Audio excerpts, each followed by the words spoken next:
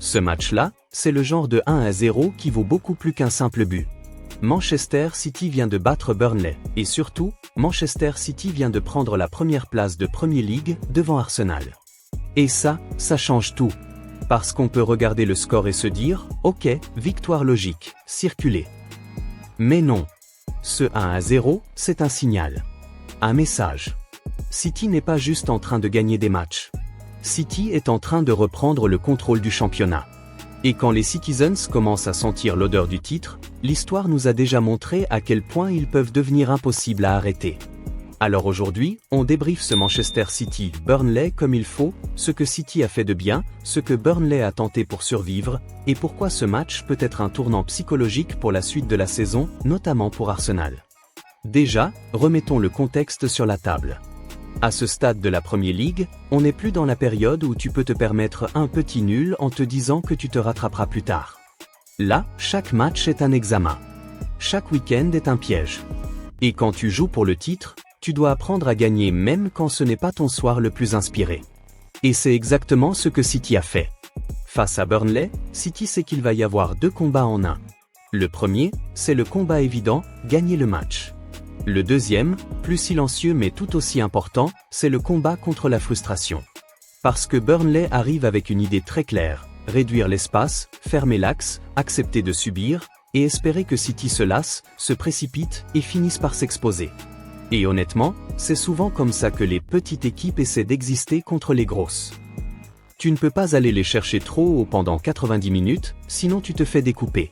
Donc tu bloques, tu fais le dos rond, tu repousses, tu gagnes du temps, et tu attends ta chance sur un corner, une transition, un ballon qui traîne. Sauf qu'en face, c'est Manchester City. Et City a un truc que beaucoup d'équipes n'ont pas, ils ne confondent pas vitesse et précipitation. Ils peuvent attaquer longtemps, très longtemps, sans perdre leur structure. Ils peuvent faire tourner, déplacer le bloc, attirer d'un côté pour renverser de l'autre, et répéter ces séquences jusqu'à ce qu'une micro-brisure apparaisse dans la défense adverse. Quand le match commence, tu sens tout de suite la patte City. La possession, oui, mais surtout l'organisation. Rien n'est au hasard. Les joueurs se placent pour créer des lignes de passe, pour isoler un défenseur, pour obtenir ce petit avantage. 1 contre 1, un 2 contre 1, un joueur qui reçoit entre les lignes, une course dans le dos. Et ce qui est impressionnant, c'est que même lorsque Burnley défend bien, même quand Burnley ferme les espaces comme il faut, City reste calme. Ils n'ont pas besoin de se prouver quoi que ce soit à chaque action. Ils savent que le match est long. Ils savent que la fatigue s'installe. Et ils savent surtout que plus l'adversaire défend, plus l'adversaire finit par commettre une erreur. Parce que défendre, ce n'est pas juste être courageux. Défendre, c'est être parfait. Et être parfait pendant 90 minutes contre City, c'est quasiment impossible. Un autre élément qui ressort très fort dans ce genre de rencontre, c'est le pressing après perte. On parle souvent de City comme d'une équipe qui garde le ballon. Mais leur vraie force, c'est aussi leur capacité à te le reprendre immédiatement. Tu récupères, tu te dis on va respirer. Tu lèves la tête, et il y a déjà 2 ou 3 joueurs qui te sautent dessus. Tu balances un ballon long, tu remets ça en jeu, et tu recommences à défendre. Et ça, mentalement, c'est épuisant. Burnley, par séquence, a réussi à ressortir. Par séquence, ils ont gagné des duels, pris des secondes balles, obtenu quelques situations. Mais globalement, City a fait un match de champion dans la gestion du risque. Ils ont attaqué avec beaucoup de présence, mais ils ont gardé l'équilibre. Ils ont évité ce piège classique, s'exciter, se découvrir, et offrir une transition facile. Ce genre de match, ça se joue souvent à un détail. Une petite erreur de placement. Un marquage légèrement en retard. Un ballon mal repoussé. Une demi-seconde de trop dans la surface. Et quand le but arrive, ce n'est pas juste un but. C'est l'aboutissement d'une pression constante, d'une domination territoriale, d'une répétition de situations où Burnley doit choisir. Je sors sur le porteur ou je reste en place. Je serre l'axe ou je couvre le côté. Je suis la course ou je garde ma zone. À force de choisir, tu finis par choisir trop tard. Et une fois que City marque, là on entre dans la phase la plus intéressante. Comment une équipe gère un 1-0 qui vaut la première place? Parce que oui, marquer c'est une chose. Mais ne pas retomber, ne pas s'affoler, ne pas donner un but gratuit, c'est ça qui fait les champions. Et City, dans ce match, a donné une sensation très claire. Ils savent exactement ce qu'ils font. Ils n'ont pas joué comme une équipe stressée. Ils ont joué comme une équipe qui sait que la victoire est à portée et qu'il faut maintenant verrouiller intelligemment. On voit la maîtrise dans les choix simples. On voit la maîtrise dans la manière de casser le rythme au bon moment, puis de réaccélérer quand Burnley essaie d'avancer. On voit la maîtrise dans la gestion des fautes utiles, dans la gestion des duels, dans la manière de ne pas s'exposer sur les ballons perdus. Et c'est là où ce 1-0 devient explosif pour la course au titre. Parce qu'une équipe qui gagne 4-0 quand tout va bien, tout le monde peut le faire sur un grand soir. Mais une équipe qui gagne 1-0 quand c'est fermé, quand c'est tendu, quand chaque minute ressemble à un piège, ça, c'est une équipe qui peut enchaîner une série de victoires jusqu'au bout de la saison. Et maintenant, parlons du vrai séisme, le classement. City prend la première place. Et ce détail-là, psychologiquement, il pèse lourd. Très lourd. Parce que jusque-là, dans la tête des rivaux, tu peux te raconter une histoire, ok, City est fort, mais on est devant. Et tant que tu es devant, tu as ce petit confort mental, même fragile, même dangereux. Tu as l'impression de contrôler ton destin. Mais quand City passe devant, le récit s'inverse. Ce n'est plus City doit rattraper, c'est nous devons répondre. Et répondre à City, en fin de saison, c'est une mission qui peut faire craquer n'importe qui. Pour Arsenal, évidemment, ça met une pression énorme. Pas parce qu'Arsenal n'a pas le niveau, mais parce que la Premier League ne te laisse pas respirer. Tu as un déplacement difficile, un match piège, un soir où ça tourne moins bien, et tu peux perdre des points.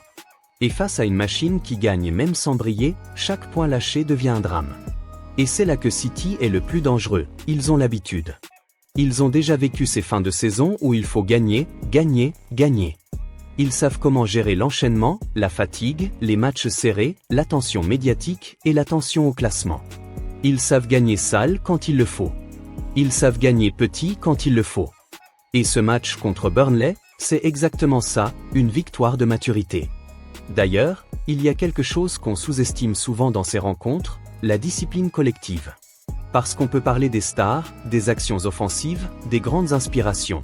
Mais au final, un championnat se gagne aussi avec des matchs où tu dois défendre correctement pendant les 10 dernières minutes, rester concentré sur un corner, ne pas te faire surprendre sur un ballon long et faire les bons choix sous pression. City, sur ce point, a été très solide. Ils ont limité l'espoir de Burnley. Ils n'ont pas offert de scénario chaotique. Et quand tu prives l'adversaire de chaos, tu augmentes énormément tes chances de gagner. À ce moment de la vidéo, si tu aimes ce type de débrief, et si tu veux qu'on continue à suivre la course au titre match après match, abonne-toi maintenant. Ça aide vraiment la chaîne à grandir, et comme ça tu ne rates pas les prochaines analyses, surtout avec une Premier League aussi tendue.